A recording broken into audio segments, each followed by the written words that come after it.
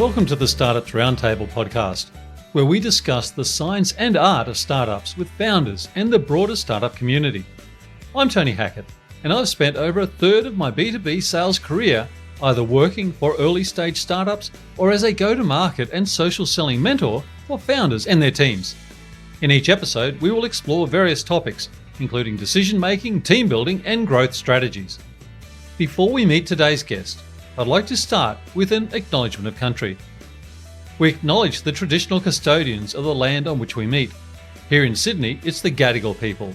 We pay respect to elders past, present, and emerging, and extend our respect to all Aboriginal and Torres Strait Islander people attending today. So, Jamid, thank you so much for joining me today. I must say, when I look at the business that you have started, this marketplace, being able to serve two sides of the services, professional service, consulting services universe, there is complexity in that.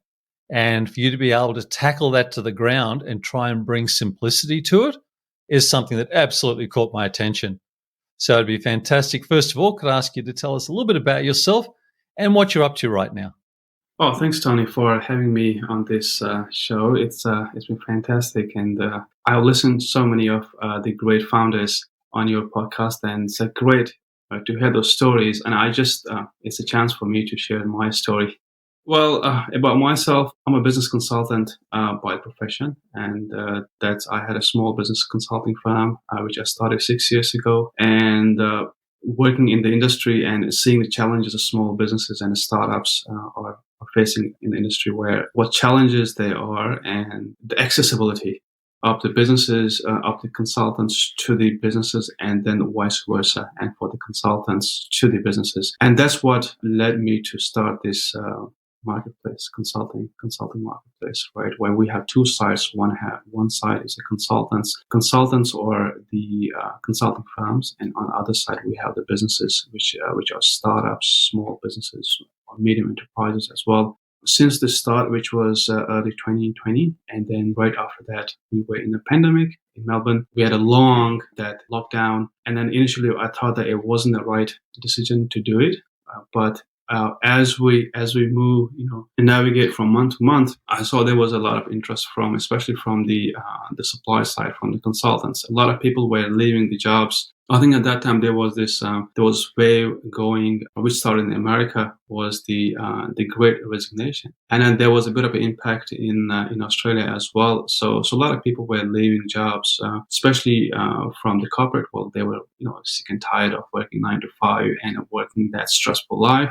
That then a lot of those people basically came to our platform as independent consultants, and which was a big great achievement. So far, we have around 500 consultants registered, which includes consulting firms as well, and we have served 50 plus clients, businesses, and it has been fantastic.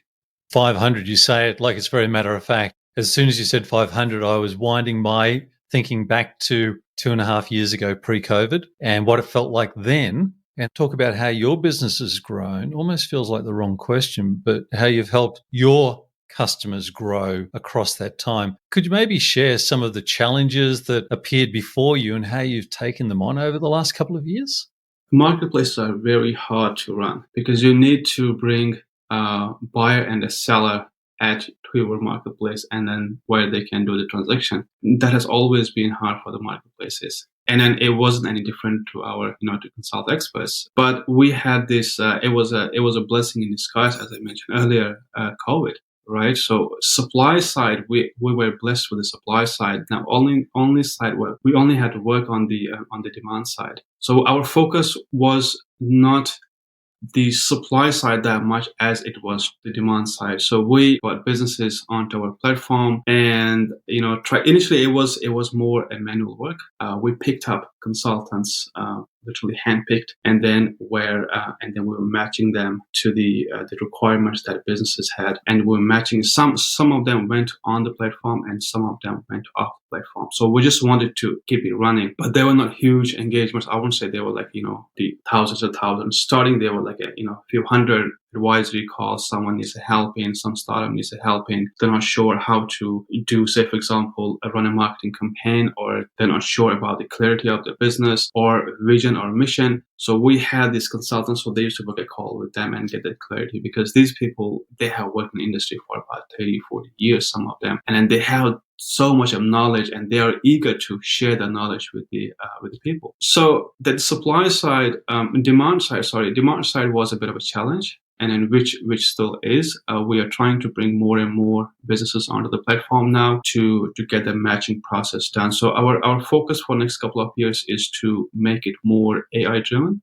right, where we're going to have the artificial intelligence doing the matching, but we also want to have that touch, which we always will have, the human touch. Given the small number of expert community as compared to other platforms where there are thousands and thousands, and then small business community, we still use that human touch. But then we're not ignoring the fact that as we move, we grow, that the AI part will become the huge, and that will become the turning point at some point, at some stage. A lot of automation benefits obviously come from AI. I'd like to come back to the technology discussion in a moment, but brand is absolutely dead center to your ability to attract and retain, and creating that brand. It's still the human touch, isn't it? That's true. Yeah, absolutely. Do you find that there's a particular industry that is being drawn to your marketplace more than others, or is it more a horizontal? That was the initial plan to look into the one particular industry, and then our focus initially was the supply chain, where there was a huge, the issues in the initial, but then, as I said, the marketplaces are very, the supply demands, the supply dictates the demand. As we had these experts coming onto the board, and they were coming from a varieties of fields, and we don't want to say no to them. And of course, there were expertise in the area that we do have. I just want to mention here, we have a vetting process in place, so we do go through a couple of stages with the experts to make sure that they're the real experts in the area, and then after that they can join the platform. But they came from the different areas. So then what happened is we start exploring the other industries. It could be retail. We had some clients from retail. We had some clients from the construction, M&A clients in different areas, hospitality, technology like AI, robotics, and also. So we worked with variety. It's an interesting challenge that you take on, because I think about the ability for somebody to bring their expertise face to face with a potential employer or a potential contract, and then COVID accelerating maybe the need or the demand for what you're bringing to the market in the marketplace. So there's this interesting convergence and timing opportunity. But at the same time, the buyers, they're maybe not at the same point as you are, as quickly as you are. Is there an education process you're needing to take potential customers through for them to go, okay, now I understand this is how I can get the greatest value out of working with ConsultXperts in their marketplace? There is, and then that's the part where we're trying to automate as much as we can. The requirements, we want to make clear that we want to make sure that the clients they give us the requirements which are very clear to the consultant. In some cases, we have some clients, they just send us an email saying that we are looking for this, and that's with the consultants who we have already built a relationship. They send us an email saying that this is the requirement, or it could be a couple of lines, and we're looking for someone like this. So for example, they're looking for a developer, or a Python developer. Now, we don't have the exact requirements, but we know that we have 10 or 20 people who are the developers, right? So what we do is we shortlist those people, and we send that list over saying that, or is this something that you will be interested in? Or because all the experts, they have had their resume or have their profile built on our platform. So for them, it's a matter of, they just go to the list and they just select one or two for the interview. But what happened is that, so that's why we emphasize on this thing when the experts come on the platform. We push them that you should complete your profile, right, as much as you want. And we are also in the process of introducing the video profile. So where the experts can come and they can basically record themselves, give a pitch, and then that pitch will act as their digital resume or the resume. With the businesses, yes, there is there's a lot of education, but then there's a lot of freelancing platforms out there which businesses are using, and that has played a huge role for us, and that has made our life easier or job easier, because now they know that how they work, and now when they come to us and they exactly know how to do it and what to do and post a job and get the requirements and all those kind of things. So it's not like an Uber. They have to start everything. There was no other Uber before, so it's like a platform which is already there. People know about it. So our job is somehow streamlined. The whole process has been streamlined. Yes. I'm glad you raised the point about the freelancing platforms that are out there, because when I look at them and the way I consider them and consider what it is that you have brought to the market, they are very transactional, whereas it feels to me as though you're about creating the relationships on both sides of the marketplace. You're looking to sustain relationships, not just to start and close out the transaction, recognizing that that's a part of business, but so many of these other marketplaces or platforms give no regard to the sustaining of relationship. All our experts and businesses who work with us, they know us. There is no one who has come to the platform, post a job and hired someone and that's it. All of them, they know us, who we are, even the experts.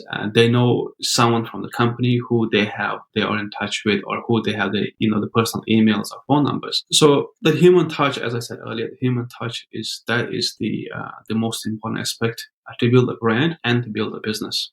There's one of your core values I really wanted to bring into our discussion today, and that was around diversity. It is something that is important to all of us, and we all have a responsibility. I'd love to get your perspective on that as you see it through the marketplace lens of ConsultXperts, and maybe some messages that you would like to share or some considerations you would like to share.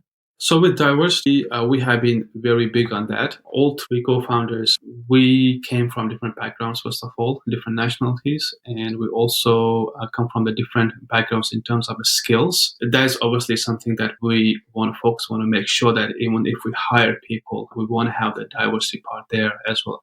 Whether it's gender or whether it's the nationality, the background, or whether it's the skills, right? So we tend to work around all those kind of things. And then when it comes to the experts on our platform, we have a lot of actually women who are coming now, who want to be the independent consultants. And recently we had this chat with someone that we were just having this discussion that there's a bit of a crunch in the market at the moment. Why can't we get more consultants? In some areas where you can't find people. So, for example, IT is literally not many people around. But then this discussion came around that why don't you bring on the women who have been on the maternity or who are on the maternity leave at the moment. They have skills, but they just want to work maybe a couple of hours a day or a couple of hours a week. So that's something that which is still there, which we want to work on. That might be something that which will help us too. And that was also the national debate as well. Right? So to bring those, there are around 500,000 women. They come to the workforce and they can fulfill the requirements. Yeah, so diversity is it's one of our core values and one of the pillars of organization. I'm so glad that it is not just spoken about, but it is a core value of your business. There is a lot to be said for helping and to helping people recognize that they have not lost value because they've been out of the marketplace for a period of time, and that they should still have the confidence to participate and to lead they had before they moved out of the marketplace. So I'm so glad that is important to you as well. I'm curious to understand, as a business, so as a team of co-founders, you mentioned the two other co-founders, how have you changed as a team and the way that you make decisions now to a year or 2 years ago? When I was myself running a consulting business, at that time it was completely different. I was all by myself. I will take right. One thing that my team likes about me is that I'm a very fast decision maker. So I don't sit on a decision for long. I think that's also true for the startups, and startups have to be like that. They can't sit on a decision for long as the corporates do. We have to move. We have to be agile. We call it make a fast decision, be agile, and fail fast as well. Right? If it doesn't work, we just have to ditch it and keep moving. Then my mindset was completely different because it was completely me. No one has to ask questions. Oh, why did you take a decision, this thing, and why it has this impact and that impact. But now, when I'm taking a decision, I have to ask my co-founders, hey, what do you think about it? I can't just say that, look, I have taken a decision and that's it, because that means that I'm taking the ownership of that as well, and which obviously I'm taking when I take any decision. But then this time there is the two other opinions or two other eyes or two other more the experiences I have there, so who give me the different perspective, which probably I don't see sometimes. It's a challenge to actually work in teams and to work out how we work best in teams. Do you find that you lean more to data now than you did maybe 2 years ago, and versus that intuition or that experience? Don't know how best to draw this in a graph, but could you speak to the role of data for you in your decision making? We use data a lot, actually. Right. In our case, I also teach business management. So this is something that I always tell my students that, look, this is before the decision making was all based on the experience and on the intuition, right? But now the decision making is why these businesses or startups are so successful now, because decision making is all based on the data. You have now so many free tools like Google Analytics and the other tools which give you so much information, and then that data is readily available. If you have if you can keep track of this, and this will help you how to navigate in the market. Now decision making is, I would say, 90% accurate. 10% only is considered where you say that it's either experience or it's whether intuition, all those kind of things.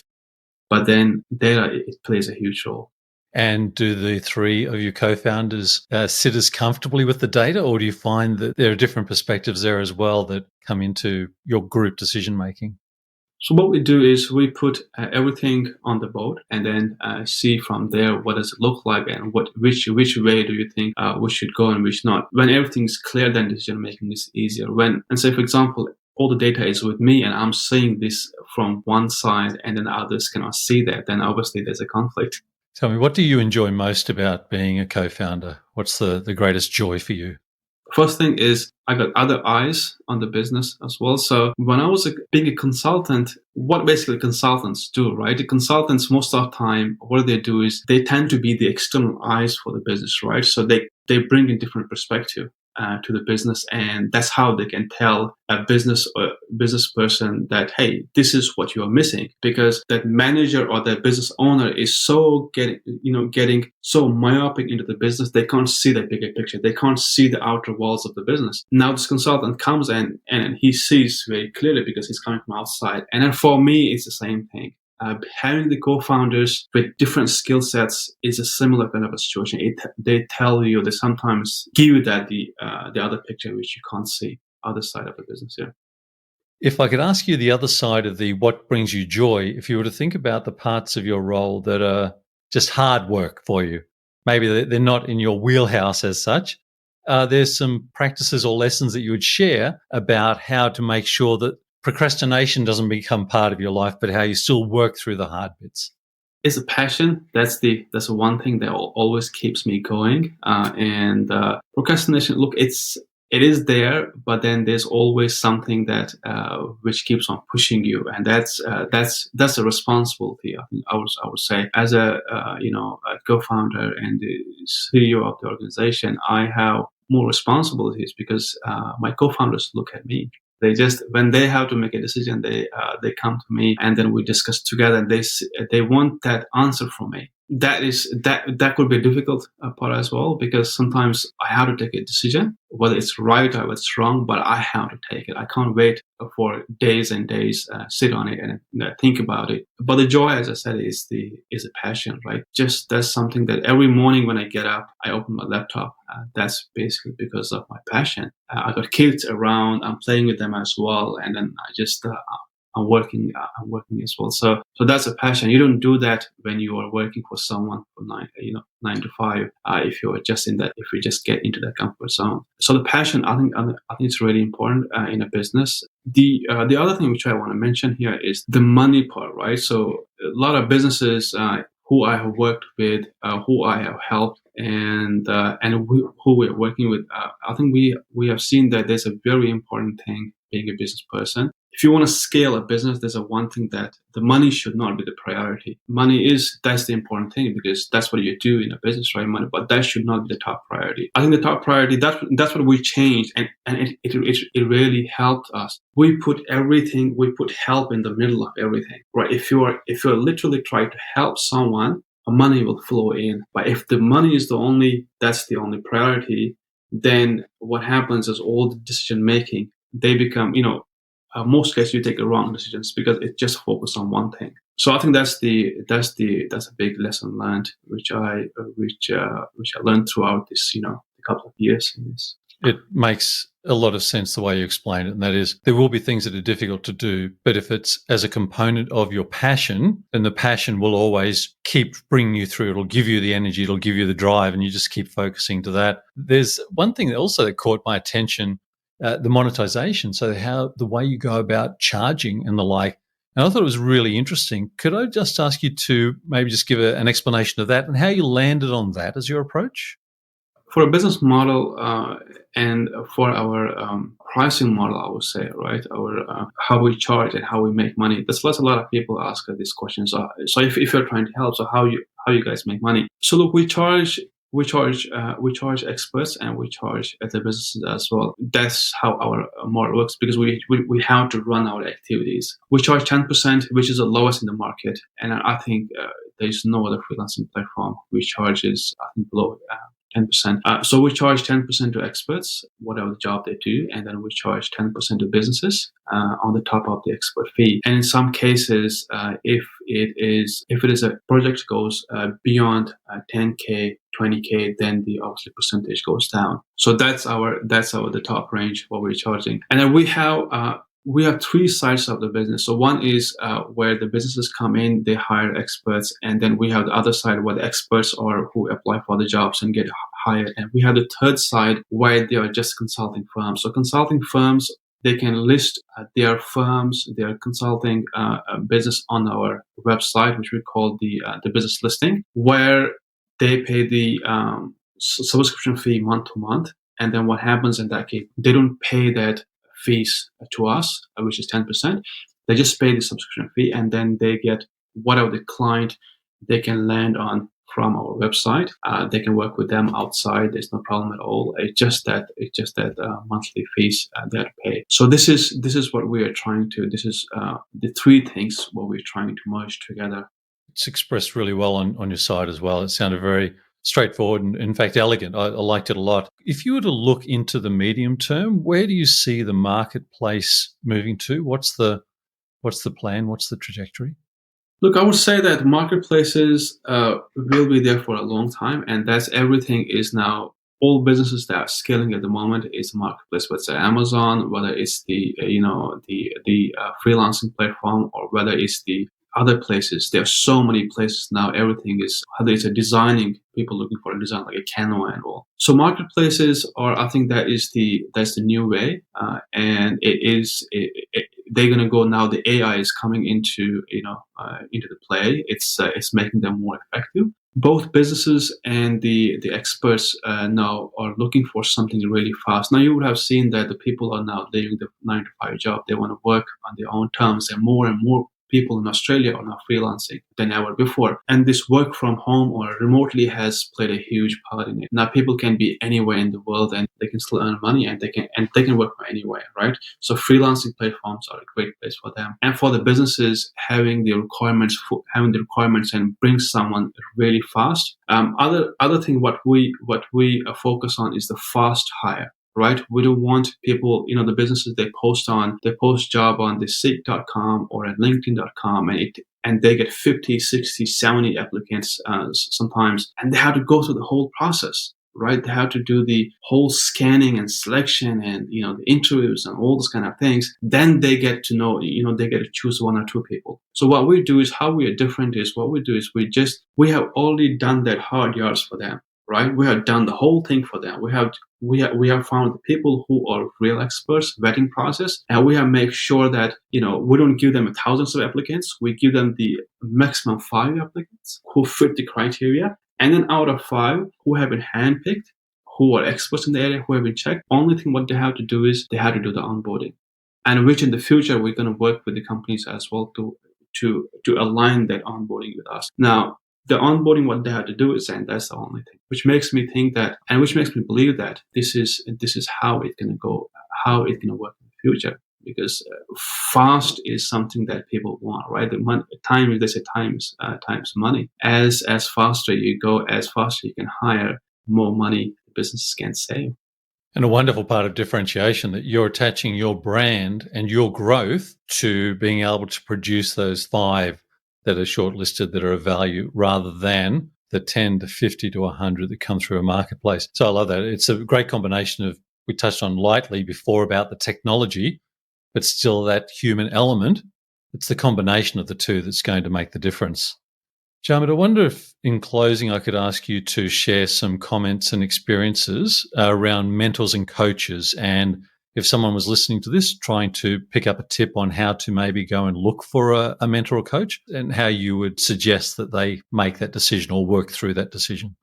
If you're a startup or if you are a small business and you're looking for a mentor or coach, there's so many places you can go these days and pick up the best people in the industry. But there's another way as well. If you want someone, if you want, as I gave the example earlier, if you don't want to go through all that, the research process, the ConsultXperts is basically the place where we have all those. We have so many, business coaches and consultants. Like as I said, we got 500 plus experts registered. Now you definitely will find someone that who can help your business needs. Now, if that's please get in touch with us and we can help you. Or you can always drop an email or connect. The best is connect on LinkedIn, and then we'll be able to assist. Jamid, thanks for taking the time today. It's wonderful to hear the ConsultXperts story, and I'm very excited for your future. I think that the timing of what you bring to the marketplace, it just seems to be such a great fit for what we're all trying to do and achieve right now. So I only wish you well, and thank you again for joining me. Thank you so much. Thanks for having me. I hope you enjoyed today's episode. Feedback is always welcome, and I would appreciate introductions to potential future guests to invite onto the podcast. But that's it for today. Thanks for listening, and bye for now.